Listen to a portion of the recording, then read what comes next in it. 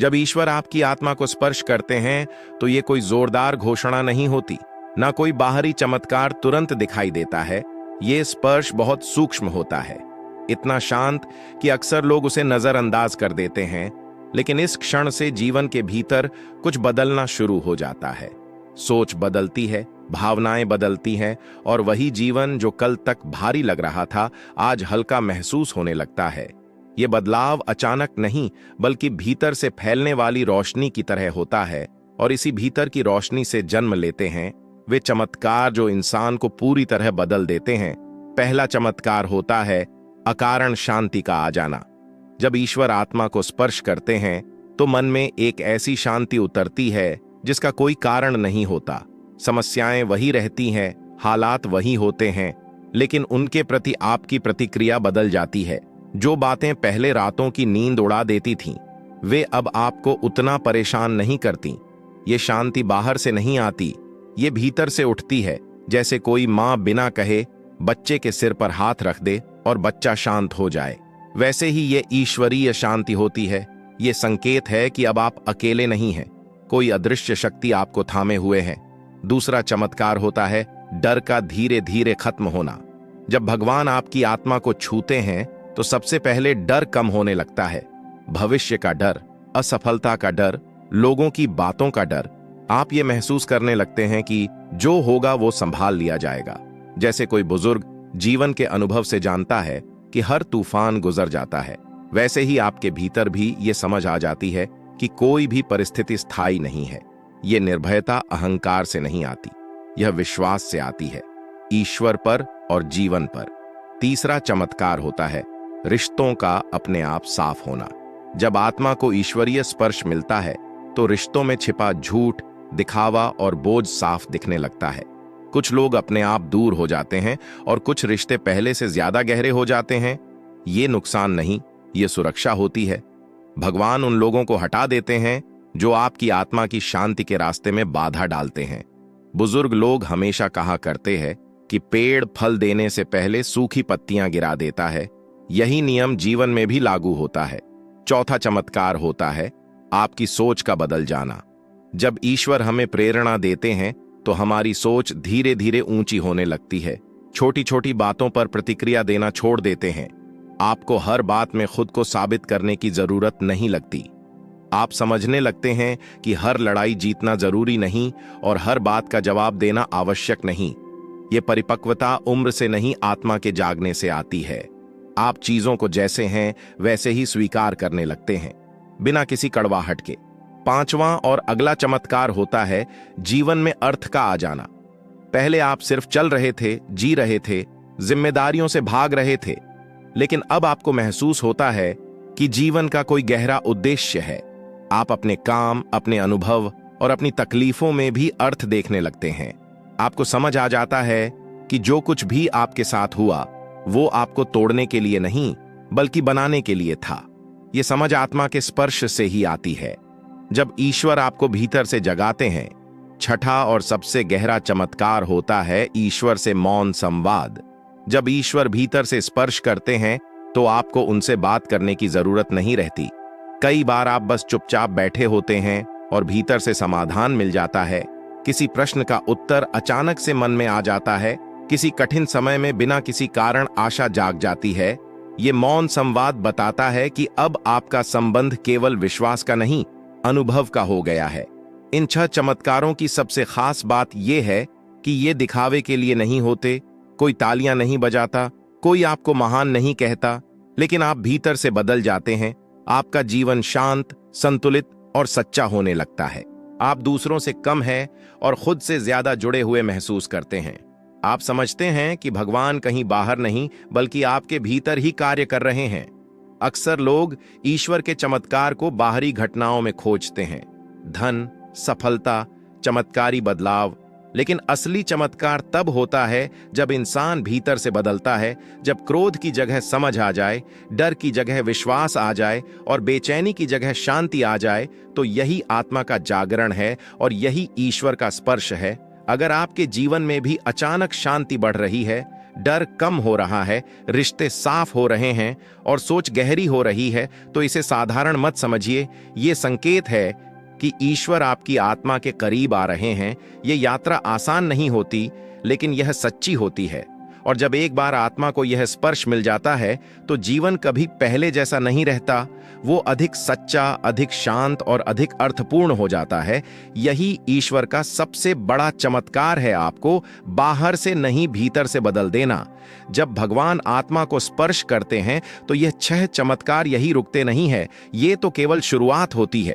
इसके बाद जीवन में जो परिवर्तन आते हैं, वे इतने गहरे होते हैं कि इंसान खुद को पहले जैसा पहचान ही नहीं पाता। बाहर से देखने वालों को लगेगा कि आप वही हैं, वही काम कर रहे हैं, वही जिंदगी जी रहे हैं, लेकिन भीतर एक पूरी दुनिया बदल चुकी होती है। ये बदलाव कभी शोर नहीं करता, ये चुपचाप आपको नया इंसान बना देता है। ईश्वर का आत्मा को छूना। सबसे पहले आपको जीवन की गति धीमी करना सीखना है। पहले जहां हर चीज की जल्दी थी, जल्दी कमाना, जल्दी साबित करना, जल्दी आगे निकलना, अब वहां ठहराव आ जाता है।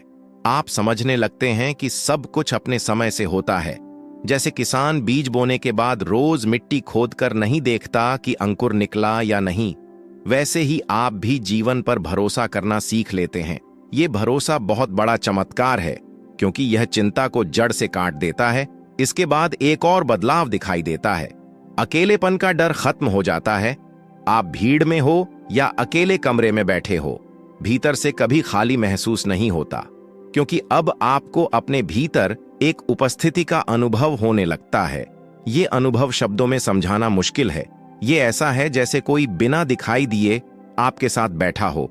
ये ईश्वर की उपस्थिति है, जो आत्मा को स्पर्श करने के बाद स्थायी रूप से आपके साथ रहती है। धीरे धीरे आप यह भी महसूस करते हैं कि क्रोध अपने आप कम हो गया है। पहले जो बातें तुरंत गुस्सा दिला देती थीं, अब वे आपको सोने पर मजबूर हैं कर देती हैं। आप समझने लगते हैं कि हर इंसान अपनी पीड़ा से लड़ रहा है। जब आत्मा को ईश्वरीय स्पर्श मिलता है, तो आप दूसरों को दुश्मन नहीं, बल्कि यात्री की तरह देखने लगते हैं। ये दृष्टि आपको भीतर से नरम बनाती है, लेकिन कमजोर नहीं, बल्कि संतुलित बनाती है। एक और गहरा चमत्कार यह होता है कि आप दिखावे से दूर होने लगते हैं। अब आपको लोगों को प्रभावित करने की जरूरत नहीं लगती। आप जैसा है वैसे ही पर्याप्त से महसूस करते हैं।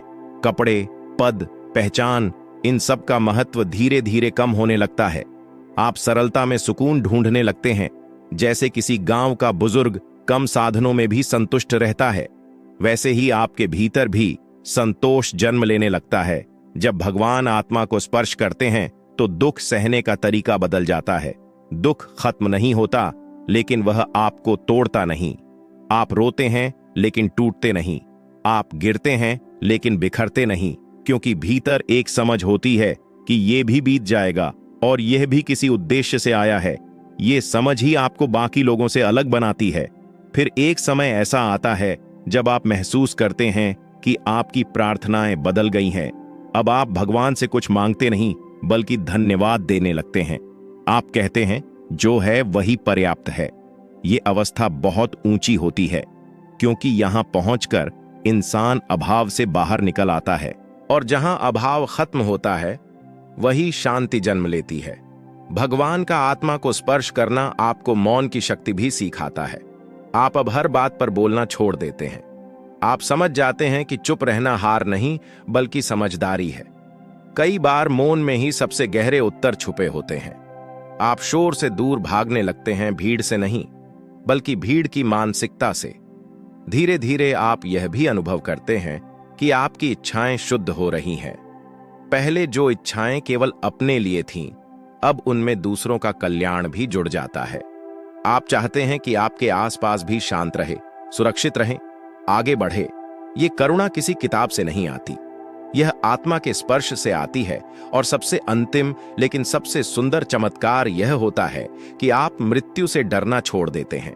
आप समझने लगते हैं कि मृत्यु अंत नहीं, बल्कि परिवर्तन है। जैसे दिन ढल कर रात बनता है, वैसे ही जीवन एक रूप से दूसरे रूप में जाता है। ये समझ आपको जीवन से और गहराई से जोड़ देती है, क्योंकि अब आप हर पल को पूरी तरह जीते हैं। जब ईश्वर आत्मा को स्पर्श करते हैं तो जीवन बाहरी तौर पर शायद वैसा ही दिखे, लेकिन भीतर सब कुछ बदल जाता है। आप हल्के हो जाते हैं, सच्चे हो जाते हैं और शांत हो जाते हैं। आप जीवन को लड़ाई की तरह नहीं, यात्रा की तरह देखने लगते हैं। अगर आपके जीवन में भी ये बदलाव धीरे धीरे हो रहे हैं तो समझ लीजिए कि यह कोई साधारण प्रक्रिया नहीं है, यह ईश्वरीय प्रक्रिया है। इसे रोकें नहीं, इससे डरे नहीं, इसे स्वीकार करें। क्योंकि बहुत कम लोग होते हैं जिनकी आत्मा को यह स्पर्श मिलता है। और याद रखिए, ईश्वर जब आत्मा को छूते हैं तो वो आपको दुनिया से अलग नहीं करते, बल्कि दुनिया में रहते हुए भीतर से मुक्त कर देते हैं। यही असली चमत्कार है। जब ये ईश्वरीय प्रक्रिया आगे बढ़ती है तो आप महसूस करते हैं कि जीवन अब बोझ नहीं रह गया।